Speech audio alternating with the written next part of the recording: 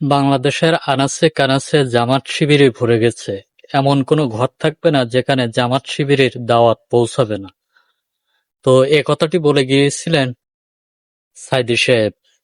সেই কথাটি বাস্তবায়ন হচ্ছে এবং সামনের দিন জামাত ইসলামের দিন, সামনের দিন কোরআনের দিন, সামনের দিন ইসলামী ছাত্র শিবিরের দিন, সামনের দিন বাংলাদেশ ইসলামী আন্দোলনের ঐক্যবদ্ধ হওয়ার দিন। তো ইতিমধ্যে আপনারা সকলে দেখতে পেয়েছেন ঢাকা বিশ্ববিদ্যালয় ছাত্র শিবির ব্যাপক জয়লাভ নিয়ে ডাকসু নির্বাচনে ভিপি সহ 23টি পদে জয়যুক্ত হয়েছেন, যেখানে এরকম বিজয় বাংলাদেশ স্বাধীন হওয়ার পরে আর কখনো দেখা যায়নি। তার পরপরই রাজশাহী বিশ্ববিদ্যালয়ের বিজয় অর্জন করেছে সংখ্যাগরিষ্ঠর সহিত 25টির ভিতরে 21টি ছাত্র শিবির।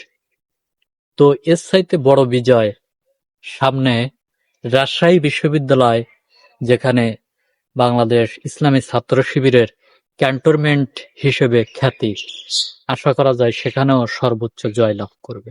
এভাবে প্রত্যেকটি স্কুল, কলেজ, মাদ্রাসা, বিশ্ববিদ্যালয় জয়লাভ করবে ছাত্র শিবির। তার পরপরই উপজেলা বা ইউনিয়ন এবং রাষ্ট্রীয় যে সংসদ নির্বাচনও বাংলাদেশ জামাত ইসলামী বৃহত্তর আসন নিয়ে সরকার গঠন করতে যাচ্ছে খুব শিগগিরই। তো এমনটাই আলোচনা হচ্ছে চায়ের আড্ডায়, চলার পথে, প্রত্যেকটা স্থানে। কারণ বাংলাদেশের যে প্রেক্ষাপট, 5ই আগস্টের পর থেকে যারা দুর্নীতি, চাঁদাবাজ, টেন্ডারবাজি করবে তাদেরকে জনগণ চাবে না। যারা সত্য এবং মিথ্যার লড়াই এর সাথে যথাসময়ে প্রতিবাদ করবে এবং সত্যকে সত্য আর মিথ্যাকে মিথ্যা বলবে, জনগণ এটাকেই প্রাধান্য দেবে। আর এটাই হচ্ছে বর্তমান সময়। তো সব মিলিয়ে বাংলাদেশ জামাত ইসলামের শক্তি আগের চাইতে 3 গুণ বেশি বৃদ্ধি পেয়েছে বলে সাধারণ জনগণ মনে করছে। এবং ইতিমধ্যে জামাত ইসলাম এবং ছাত্র শিবিরের জয় জয়কার চারিদিকে শোনা যাচ্ছে।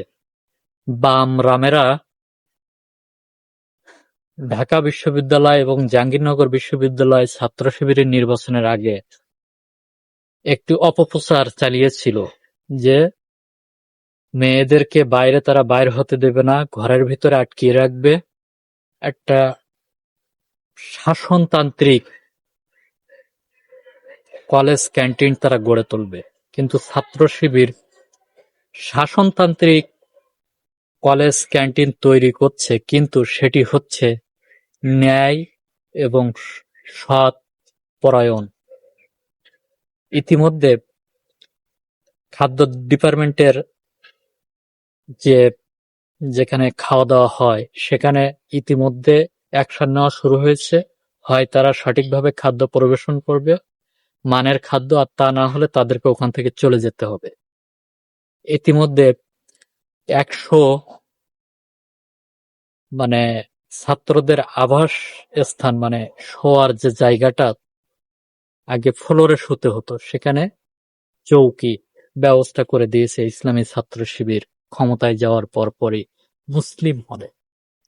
এরকম ভাবে প্রত্যেকটি জায়গায় উন্নয়নমূলক কার্যক্রম ছাত্র শিবির করা শুরু করে দিয়েছে, যে কারণে খুব শিগগিরই জামাত ইসলাম এবং ছাত্র শিবিরের আদর্শ নৈতিকতায় দেখে সকলে মুগ্ধ হয়ে ছাত্ররা ছাত্র শিবিরে আর সাধারণ জনগণেরা জামাত ইসলামে যোগদান করছে। এ দেখে বাম রামেরা হতবাক।